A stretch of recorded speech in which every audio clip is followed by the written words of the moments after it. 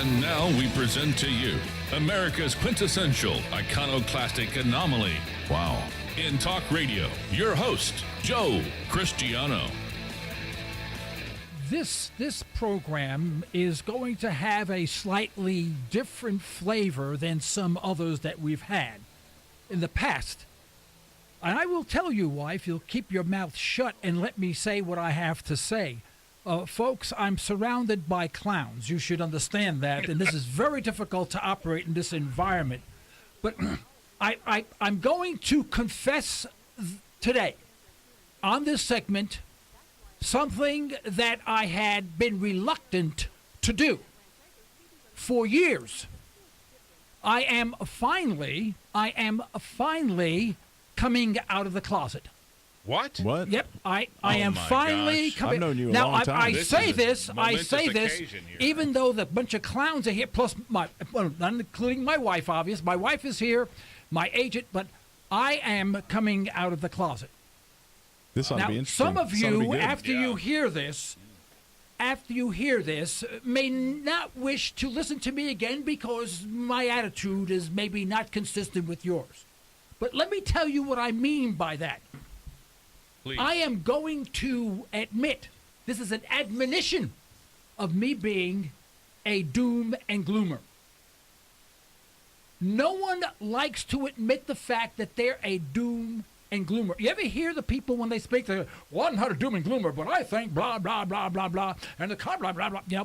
You know, I am coming out of, I am a doom and gloomer.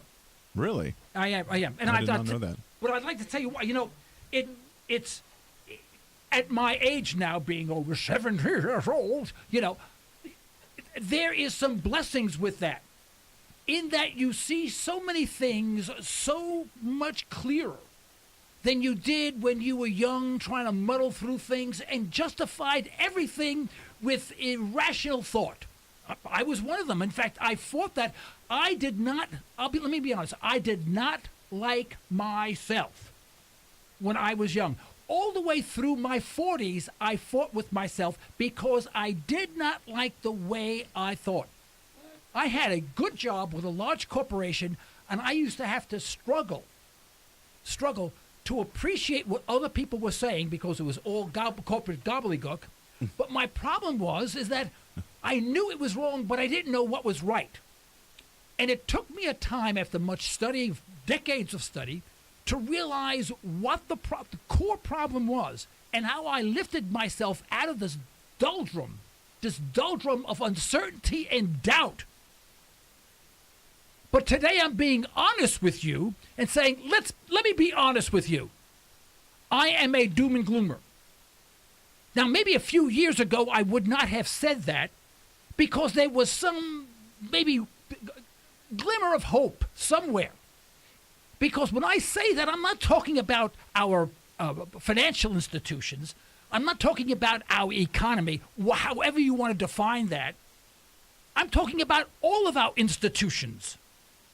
When you look at our financial institutions, when you look at our Department of Defense, offense, if you will, when you look at your educational system, when you look at the way we think and the way we act, there is not much room for hope.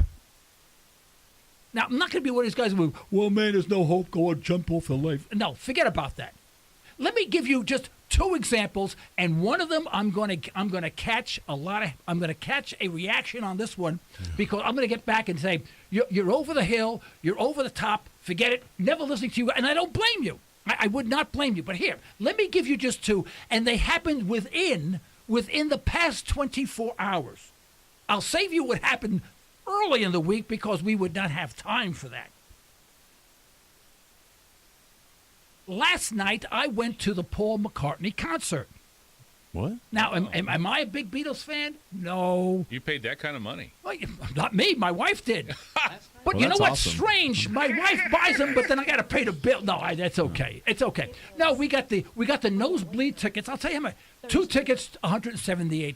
Wow. In Yeah, the tell me nosebleed. what. I have never paid that much money for. You know me. I'm old-fashioned. You know, I can go out and buy. And I'll be honest. I can go out and buy myself top of the line Corvette. How many horsepower does the new one have? The big one.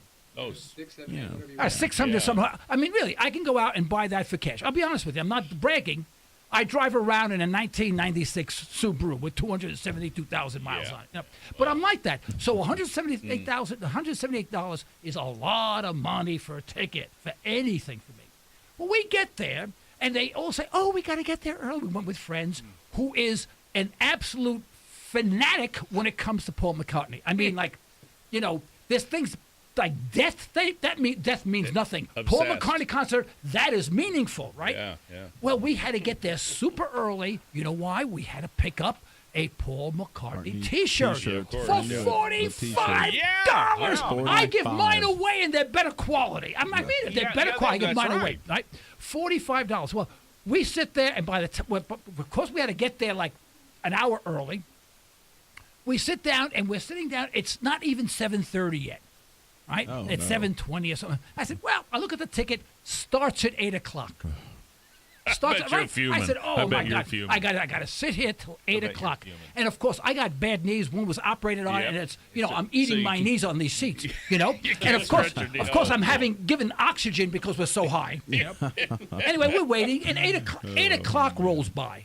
I'm not gonna. I didn't intend this to make a long story out of this thing, but 8 o'clock rolls by. Oh boy. 8:15 rolls by. Yeah, of course. 8:30 rolls by. 8:45 rolls by.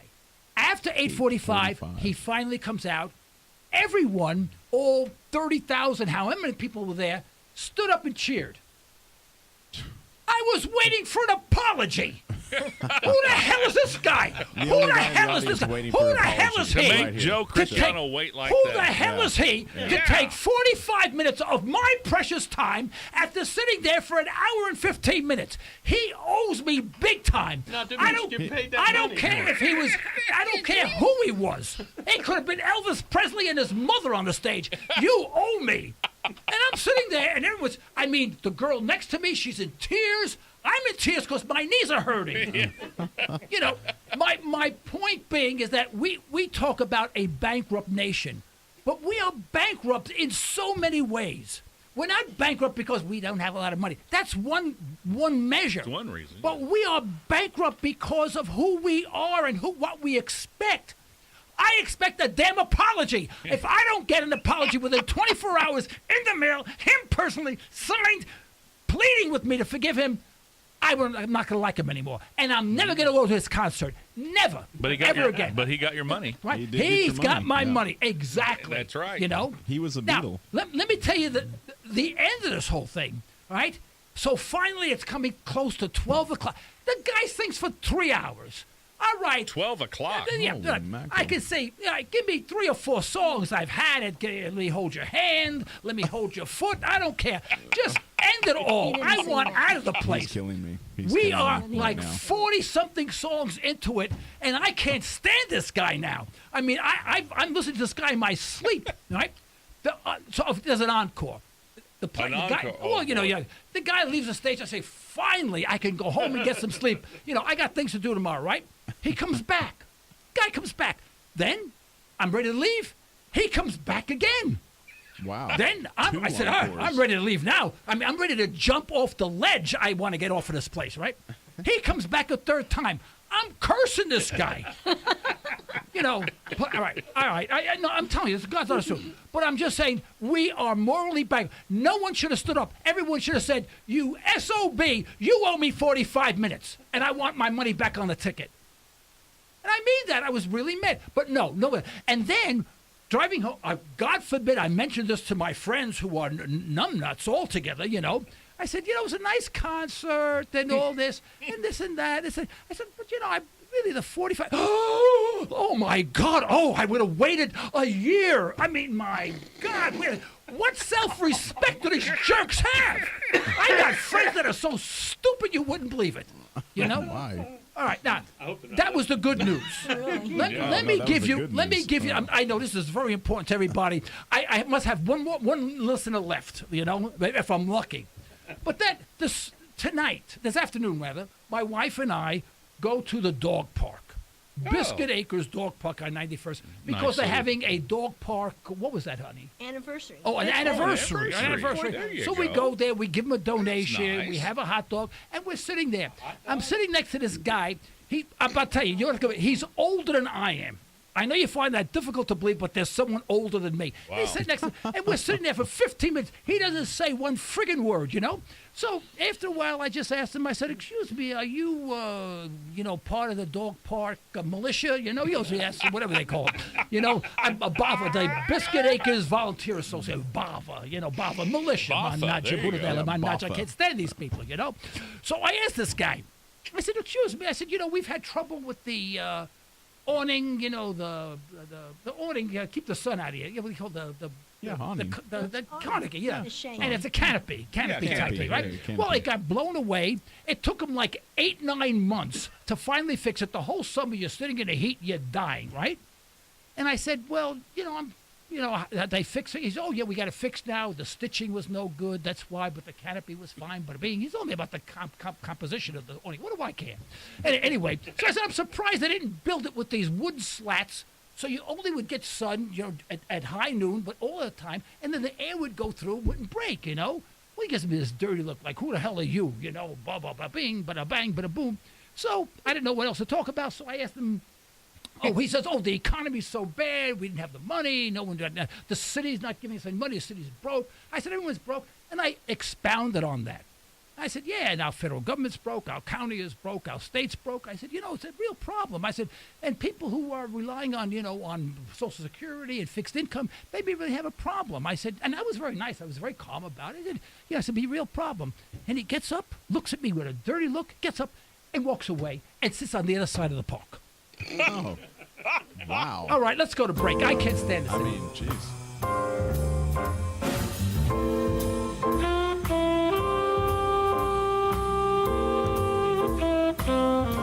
If anyone wants to make comment about my comment about Paul McCartney, I'm a person I had some respect for once in my life, Right now, I wouldn't let him eat my dirty socks. I'll tell you that, I can't stand the guy. The guy gets up there. I can't get over this. The guy gets up there. You think the first song would have been an apology. I'm sorry, so sorry, anything. He just starts off with a stupid Beatles song. Well, he's a diva. Paul McCartney. McCartney's a diva. You have to do whatever he A wants. diva? What the hell is a diva? Well, it just means, it's one of those That's- woman bands, really. But, those He's women gay, that you get mean? what they want. He's a diva. He is not gay. Are you calling Paul McCartney gay? What you say? That's it. You called him a diva. yeah, I Devo. am no Devo. longer your research El assistant. Devo. I cannot do El this job Devo. anymore. No, everybody's talking. Folks, this is not good. This program is not good tonight. I would hang up. Call back next week. That's what I would suggest that you do. Well, Listen, you're making everyone mad about calling Paul McCartney. You're saying that he's not and I gotta a sit god. there with my knees up my nose in the Yes. nosebleed section, Yes. while he's 45 minutes late. Yes. Man, not you too. All right, Yeah, forget okay, about it. all right. Okay. Oh, boy. Good. Good thing I don't have a bad attitude. No, never. I mean, good thing I'm a pleasant guy, No doom and gloom here. All right, no now doom and listen, gloom guys. here. Look, my point being is that we no longer have any sense of self. Anybody, we used to say back in the old days, and please forgive me for saying that. Don't you have any self-respect? We have no self-respect anymore. We think we know everything. We have little kids who watch stupid things on television. We say, our kids are so smart. Look what they watch on television. We have no sense of self whatsoever. And we can't have an economy.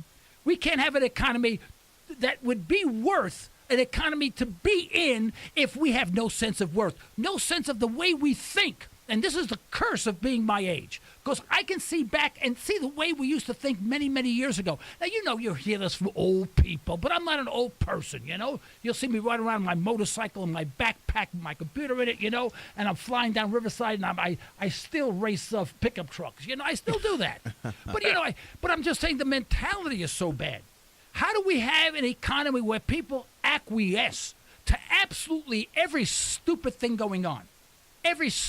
They have no sense of, I am important, my time is important. No one there. I was the only one cursing. Everybody else was happy. That's my point. Now, when we say the economy, are we talking about the banks? Are we talking about the financial institutions? Are we talking about the stock market? Are we talking about income? Are we talking? No, we're talking about us as a people and how we behave. The economy is a social science. It's not a hard science. Oh, yeah, you can say supply and demand curves and all this other stuff, but it really is one in which people, the economy is measured by the way people react to their environment. And right now, folks, the way we react to our environment is extremely dangerous. See, at one time, there was some glimmer of hope of our economy recovering. That glimmer of hope is out the window. And you think people would be saying to themselves, hey, we've got a real problem, Houston. You know, a real problem. When was that time, so you could cite that for our listeners, there was a glimmer of hope? When was that time, do you think? I would say in the early 1990s. I was going to say 1900s. Yeah, I agree with that. Yeah. You take Alan Greenspan, another one I love, you know. I'm not sure, if I say the words, I'll get sued. But, you know, this guy, you know, talked about the irrational exuberance. Remember that, 1996 or something like that, right? Yeah. Irrational exuberance. And what do we have? We had the dot-com bubble. Right? Yep. Oh, yeah, but that was okay because, people got out at the right time. People made big money. Then all of a sudden, the economy couldn't continue the way it was going, so we had a real estate bubble. We keep on creating these artificial bubbles to keep the economy going. There are no bubbles left to burst. And people are hoping that somehow this quantitative easing is going to do something for us. Just look at the results of quantitative. We had a really massive interruption starting in 2007.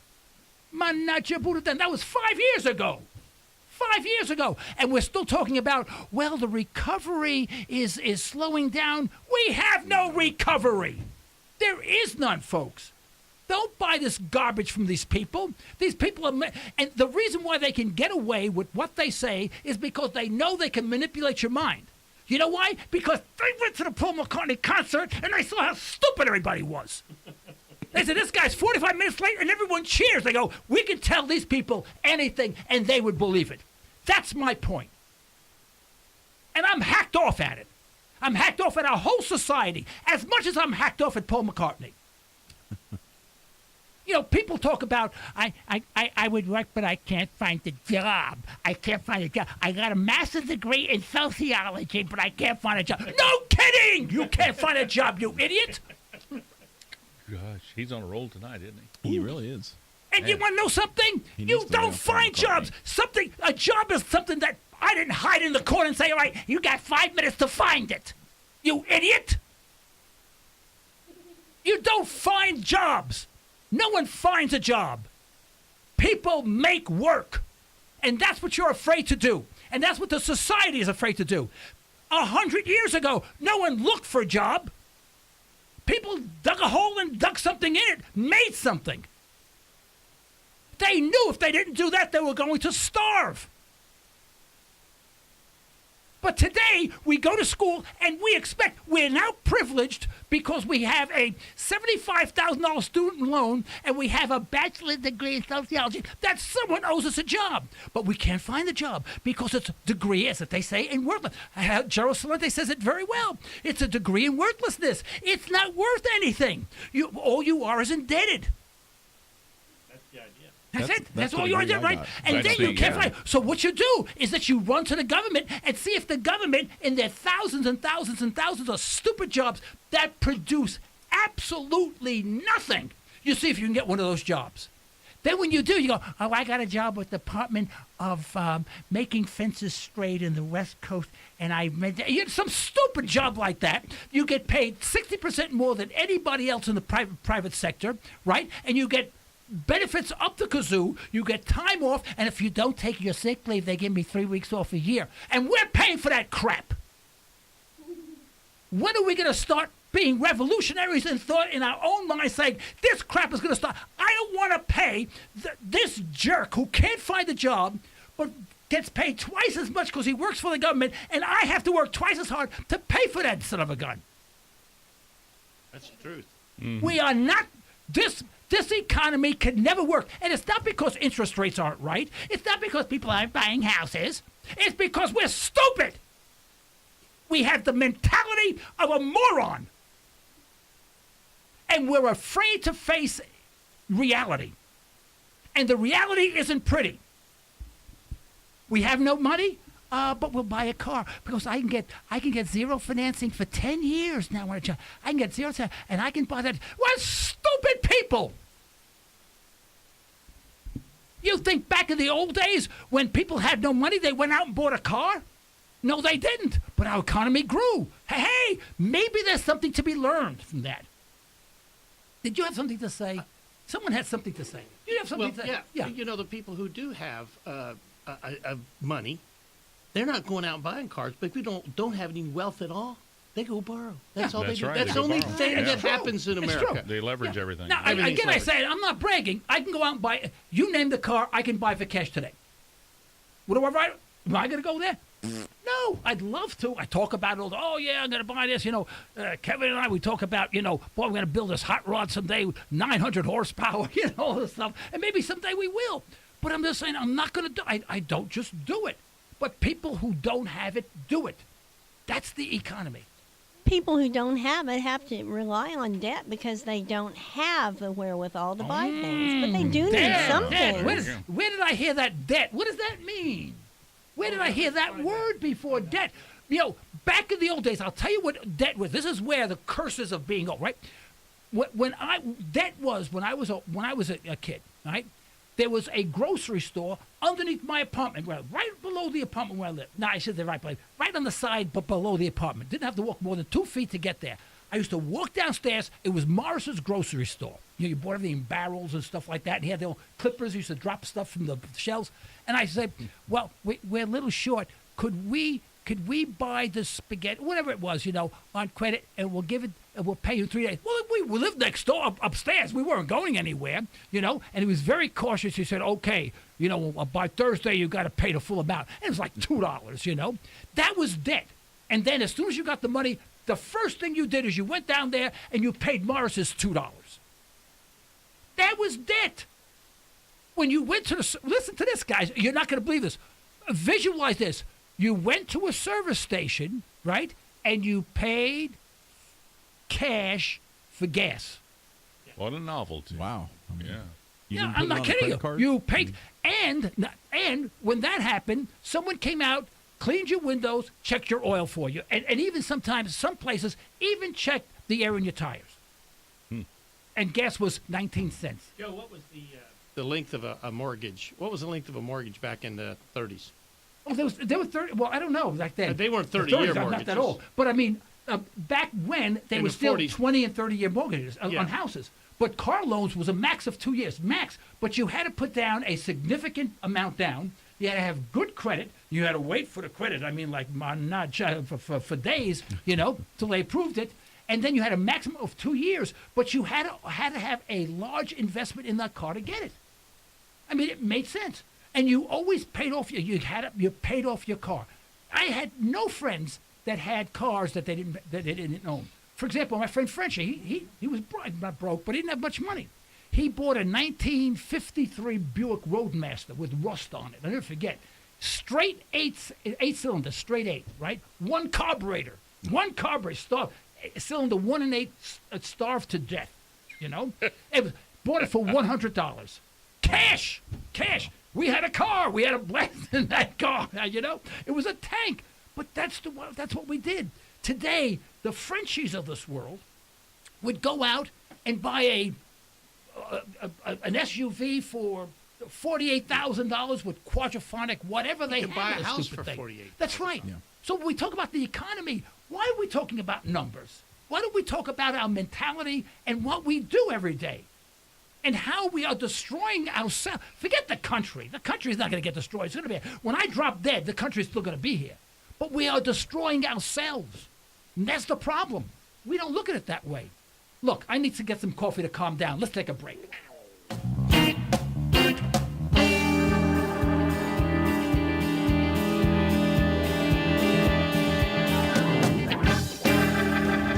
You know, we're a nation today of no wealth. No one has wealth. And I've said this before. I'm going to repeat it. Don't you turn me off. Stay right there. I know who you are. I'll come after you. All right? But I want you to listen to this. You know, years ago, people bought a car. It was maximum 2 years. You had to put a significant part down. And they had to prove your car. You better have good credit or no car, right? And you try to pay that sucker off as fast as you could, right? Oh, people bought houses. They were $17,000 for a nice house. You know, you had a 20 or 30 year, could have had a 30 year, but usually a 20-year mortgage, you know. And people, you know, the taxes were, but you had to put down, at a $17,000 mortgage, you had to put down $5,000 down on that house. You know, so you had a $12,000 mortgage. Madonna me, people, that's a lot of money. But people paid it. But they had wealth. People possess things of value. People don't have wealth today. They spend their money on garbage and stuff that they should be saving. Only 60% of the people who have available to them 401k plans in their company, 60% participate. Now, folks, a 401k plan is free money. The company will take whatever you, depending on the plan, a certain percent of what you invest, the company will match. Free money. Let me say this, it's absolutely free money. You don't have to pay it back. And that free money goes into an investment, and if looked long term, will grow in time. Well, only 60% of the people participate. Now, that's the good news. The bad news is the 60%. Most of a majority, and I don't have the exact figure, but I think it's close to 70% of those 60% withdraw the money before they retire. Could you believe it? I remember when I was working with this large corporation, the guy came up, this guy, Lamont, he was a hell of a nice kid, you know. You know, he came up to me, he was talking about a boat. They said he's buying a boat. I said, that's nice, you know. He had an old boat. He bought it. His wife liked to spend money, bought this big fancy boat. He didn't have the money for it, but I said, hey, that's expensive. He says, oh, yeah, tell me how much it cost. I mean, I fell off my chair, you know. The guy made half my salary. And he said, but no problem. He says, I'm taking the money out of my my 401k plan. And I looked at it, I said, what do you mean? He says, oh, in order to, you know, make the down payment for the boat, take it out of my 401k plan. I said, what do you mean? He repeated that. I said, well, what do you mean take it out of 401k? I mean, to me, it's a one way that you put money in, you never take it out. You take it out when you're 80 years old, you take it out. He's taking it out when he's 45 years old buying a boat. So I tell you, I ran, after I spoke with him, I didn't say anything. I said, oh, it's nice. I'm glad you can do it. You know, I went down to the employee relations department, and this girl, I've got her name. I could see it like I saw her yesterday, but I can't remember her name. And I said, I got just a quick question, general, you know, no names attached. I said, do employees ever withdraw money from their 401k plan? And she looked at me like I was from a different country or a different planet. She said, of course, they all do. Mm-hmm. Mm-hmm. I said, I got to be the only one. I couldn't have. Now, the older people who were older, none of them did. Because I asked them, they said, oh, God, no, you know. But the young, everyone did. I remember one time, people got a little bonus. They took money out of their 401k plan plus the bonus, and there were new cars all over the parking lot. I still had my 1971 Toyota Tercel, you know, I can't understand it. Now, you know, and the only reason why I don't have that Tercel today is because I was in an accident. A car pushed me in front of a truck and made an accordion at it, and they had to pry me out of the car. Otherwise, I still be driving that car. My wife was I believe that. I believe that. She had to come and get me, you know. I really cried. I used to call it my toy, you know. But this is what we have: no wealth, folks. When I was young, you know what I did right after Christmas? And this is crazy. What did I do right after Christmas, other than cry that I didn't get what I got from mother for Christmas? I went to the bank. You started a Christmas club. Thank you. Yeah, the first thing I did after Christmas, I had to write a note. I said, make sure I got to go to the bank. Now, you may not even know what a Christmas club is. I remember those, yeah. Right? I went to the bank because I had to get it in December so I can start in January. What a wonderful And I would thought. make a payment of $10 a month. When I had money, it was $10, $5 first. Then I went to $10 a month. And then December, I would withdraw $120. I would spend $120 on Christmas, and that was it. It was over. No debt. Everyone had a present. did they do now? Everybody was happy. And what did I do after Christmas? I opened up my Christmas Club account. Today, people go into Christmas and say, oh, man, am I in debt? Man, I can't afford. I'm behind on my rent, this They're and paying that. 3 And Christmases. then they go out and they spend. And these are the people. You see these Thousands. people on online when they have the special midnight madness sales right before Christmas or Thanksgiving, where people are literally kill each other to buy crap. You think these people have any wealth? No. I'll bet there's not 1 in 10, and I'm being very cautious here, 1 in 10 have any wealth whatsoever. And all they're doing is piling up debt. But what is our government doing? Same Our thing. government is thing. our Yeah. government is piling up debt. Hey, where do they learn that from? Either we learn from them or they learn from us. Right? Now, when they say, well, the rich get richer and the poor get poorer, no kidding. No kidding, Sherlock. And then when everything goes to hell in a handbasket, and I'm the guy holding the cards because I don't spend my money, then now I'm the bad guy because I did without. No, you know what is bad? Is the people who are doing the right thing are going to suffer because of everybody else. You know, they've sacrificed, they put money away, and then when the economy starts getting manipulated and it crashes, then nobody's money is worth anything. Even the guy that did everything right. Right, except for the people who have savings accounts, because the government's going to say, well, they're no longer guaranteed. They're really loans to the institution, and you're going to lose 30% of it. Yeah. You Unless know? you have gold Right. or silver. Plus, Yeah, plus exactly. you're going to be taxed on that money. I love it. Or I love it. You're going to nickels. get hit. Yes. What's that? Or nickels. Oh, nickel. Yeah. Yeah, you better have gold, silver, and nickels or you're dead. Yeah, gold, You're silver, dead nickel. meat. Yeah. You have to have it. You know what? People come up to me, they go, Mr. Cristiano, you think I'm rich and I have all sorts of... I can't go out and buy bars and go, who the hell do you think I got? I said, you idiot. You schmuck. I said, I'm not talking about, I don't say that to him, but in my mind I say that and I got to smile. I hate doing that because the smile is so phony because I don't like to smile. I say, no, don't buy gold. Buy things you need. He said, what are you talking about? I said, you use toilet paper? He goes, oh, yeah. I said, buy toilet paper. Buy anything that you need because someday you're not going to be able to get it. But they won't do that because if they get $5 extra, they'll spend it on a bunch of crap that they don't use or could never use. Paul McCartney. Paul McCartney concert. No kidding. No kidding. Yeah. A friend of mine, there was a concert recently, and her husband said, I said, oh, you're going to that? And I forgot who it was. It wasn't so big deal. He said, yeah. See, tickets were $250. I went, oh my God, $250. He said, no, per seat. Yeah. Now, please. I'm sorry. I don't tell me. Oh, but it's once in a lifetime. What garbage? Watch him on television. Buy the CD for $12. Buy the DVD of the concert. DVD of the concert for $12.95. Hey, I come saw on. a great Santana concert last night on OTA. Didn't cost me a dime, and boy, he is as awesome as he ever was. Yeah. I'm telling you. I just. Yeah, the Heartland concert was really good too. That Oh, the raised other money night? for Yeah. people Blake in Shelton, Moore. yeah. Blake Blake Shelton the Oklahoma. other night, Yeah. all those singers getting up there. That was free entertainment. Why not do that? I think we've lost total control of this program. Folks, if you want to weigh in on this, you can call. I promise I won't get too angry with you. 855-866-1170. Let me hear from you. I want to hear your comments. 855-866-1170. Of course, you can send me your email anytime to comments@libertytalkradio.com. And I promise I'll be nice to you. I'm in a bad mood, but I will be nice to you, okay? We're going to go to break in about 3 minutes. You're nice to listeners. You really are. Yeah. I mean, you're very respectful of them and their opinions.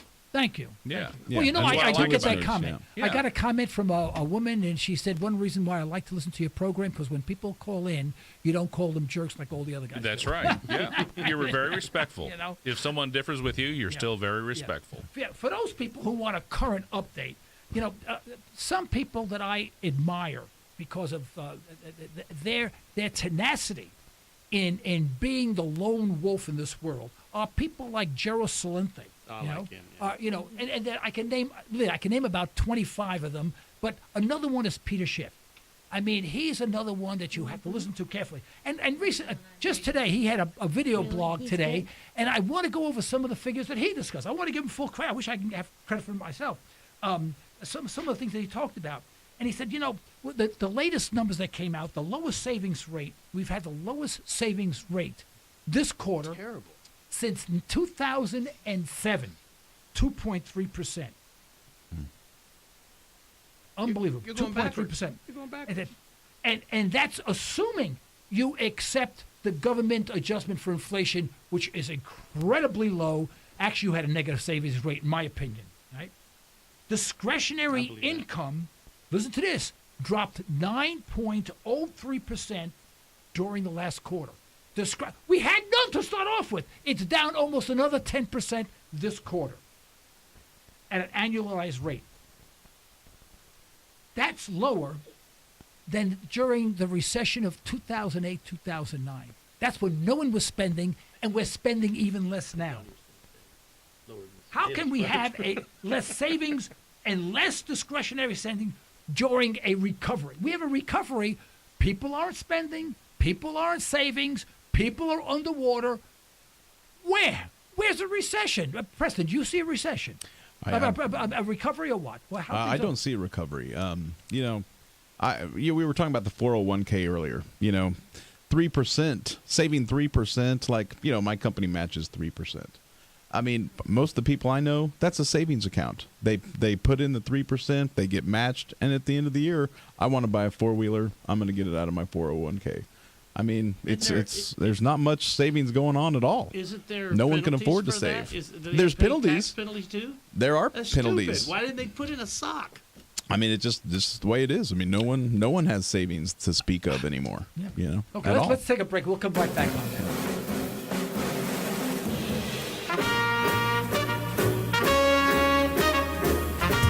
Okay, folks, you can call me 855-866-1170. They just gave me an injection and calmed me down. I'm not myself right now. I'm floating a little bit, but I think I can finish this broadcast. 855-866-1170. I know you're out there. Don't let me come out there and find you. All right, and dial the number for you. Though I have a comment, Joe. I think one of the things that you're talking about, people have just lost respect for money. They've lost total respect for money. I mean, we don't have. I mean, in fact, I work for a bank, and people they don't even know what money is. They don't see it. They have it's all debit on cards. paper, yeah. They have online banking. You never see your money. It's just out like there something. in the internet in the Yeah. cloud somewhere. You just put in some numbers on a website, and you get things delivered to your door. That's hey, right. I mean, Yeah. that's awesome. Right. And only 7% of the sales are transacted using actual paper Cash. money. 7%. That's amazing. Yeah, and it is good point. It is transparent. Did you know if you took your cash in your pocket and you set yourself a budget, this week I'm going to have this $100 and I'm going to only use that to buy, lunch or whatever. You know what? You will look at the price you pay for stuff. Sure. You will look at the money you have in your pocket and Flipping you'll out your budget debit it card. out. Yeah, flipping but out see, your debit people card. just pull the debit card out, bloop, bloop, bloop, bloop, and they spend $300 in a week rather than $100. Yeah, but let me go back to this guy at the dog park. I mean, he's an older guy. He was older than me, and when I said, it's a shame because people on fixed incomes, Social Security, people who have bonds and treasury bills and whatever, I said, if something should happen, and I said it could because Japan's underwater now, and I said, it's really on a knife edge. I said, they really can get hurt. The reason why he moved, he was rejecting what I was saying. The reason why he moved from this chair and went all the way on the other side, he rejected what I said. He said, please don't confuse me with facts. And this is really, that's what he was saying. I didn't get mad, and I said, that's really interesting. That he didn't say, excuse me, he just got up and just stormed away, and people don't want to confuse us. I wonder what percentage of everybody would be in that ballpark, because a lot of people have to be. Look at how many people have their heads in the sand about the potential for the economy. I mean, yeah, we're a not majority. really. You're right. A large Oh, majority. And the largest majority of They don't people, wanna- whenever I speak to them, the response I get is says, well, I don't take a negative attitude toward I have a positive. I try to keep a positive attitude about things, so I don't make things like that. Stupid stuff. You're broke. You can't make your payments, and you're going out buying crap. That has nothing to do with attitude. It is unbelievable. It's like this country can no longer think anymore. And here's proof. With all of this, and we've put trillions, and who knows, maybe tens of trillions of dollars in our banking system. I love to talk about our banking system. We don't have time. But our banking system, trillions. We become desensitized. People say, well, we did $3 trillion. We go, oh, that's all? It's like we say trillion so easily, it rolls off the tongue. And 3 trillion is like, oh, good thing it wasn't 17 trillion. Yeah. I hate it. When we get to quadrillion, when we say, oh, it's only 4 quadrillion. Right. Yeah. I thought you were talking real money. But consumer confidence is up. There you go. Based on what? You know what? Based on look, based on what? car sale. Because right. a guy told me this. I was at a meeting this morning, and this is what the guy said. This guy, Pete. Pete, this is for you. Constant repeating of a lie becomes a cultural truth. This is what he said. I wrote it down. I said, Pete, I'm going to quote you. Constant repeating of a lie becomes a lie. We have been lying to the public for so many years. It is now a cultural truth. It is part of our DNA. This is the way things are, not reality. It's the same thing as it's the Matrix. You've taken the blue pill. Once you buy this crap, you've taken the blue pill. The Matrix was 100% correct. Mm-hmm. Now, I'll tell you a few reasons why consumer confidence is up. Because we hear, oh, car sales are up. Mm-hmm. Pickup trucks are up. Yeah. And you know why? Because now the government is guaranteeing those subprime loans to cars. And a lot of those, I read somewhere the percentage, like a third of them are going to subprime lenders. Secondary financing. Yeah. Yeah.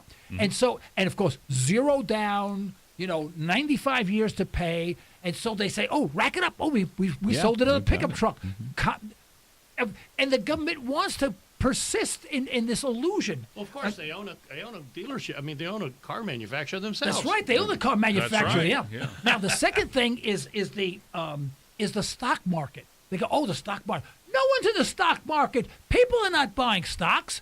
What's happening is the pension funds, they can't make any money with their bond purchases as they used to do before in order to pay out the distributions, right? So they need to follow the path to higher yields.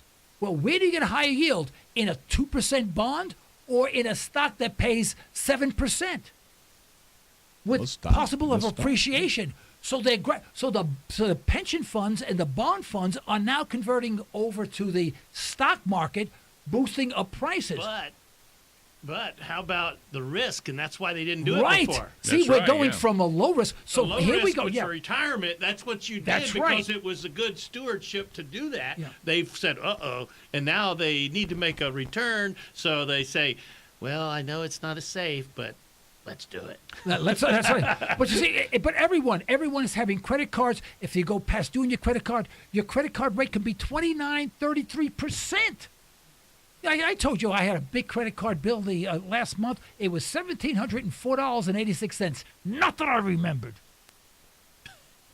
and the minimum due was $25. And I bet you most people paid a stupid $25. 25. I swear to God, 20. I'll bring it in. I'll put it on the screen. But $25. You can imagine how many people have that. But that was only 1 month, because I pay in full every month.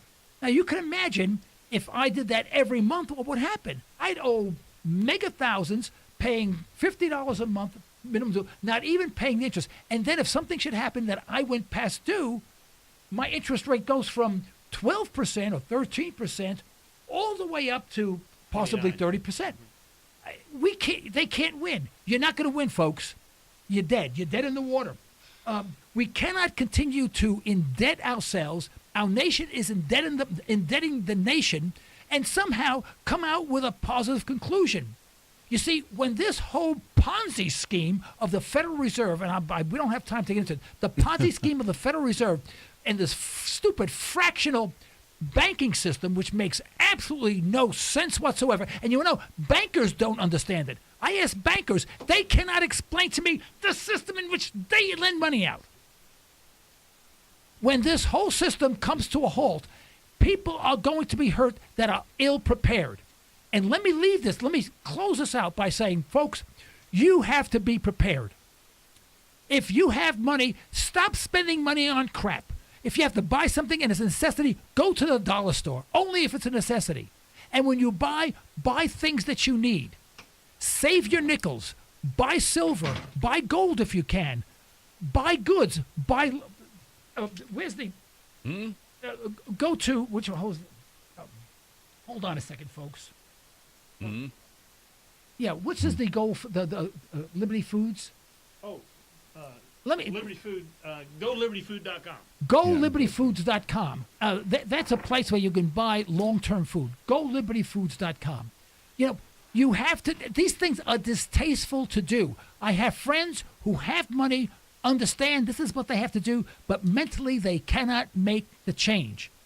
It's a sea change for them, and they can't do it. And they admit it. They go, I know I have all this cash in the bank, but I can't seem to take it out and buy this, this, and that. Something that I know will be of value if something should happen. And they have nothing. And they have some cash in the bank. People who don't have cash in the bank are really in trouble. And then the government's going to get on us. Then people are going to get on us. For those people who have, you're going to have the have and have-nots, and the government's going to take away even the people that have something because they were responsible. And that's the way our government works, folks. Be careful. Now, what's this you want me to say here? Liberty Express Radio. You're on that. Oh, yeah, we're on Liberty Express Radio now. We're on TuneIn, Liberty Express Radio. And We're some on of the, tell YouTube. some of the people that are on that radio station. Peter Schiff's on there. Oh, yeah, ain't he? Peter Schiff's on Yeah. there. You know, all the big boys are on there, and now they have me. They're going to be really popular. All right. You know, yeah. they may be sued. Folks, They may be sued. All right, in this last minute, you know, I want to tell you, look, folks, you know, it's time for us now to take control of our government. Now, before this bureaucratic, to oversized and self-serving federal government starves of our property, our freedom, our rights, and our liberty. But to do this, we must shed conventional thinking regarding our political structure. We need to be revolutionaries in thought, dissidents in action. Only after we recognize what our government is doing to our freedom and our Constitution will we start taking it back. And this is what this program is all about, all right? Stay well, stay tuned.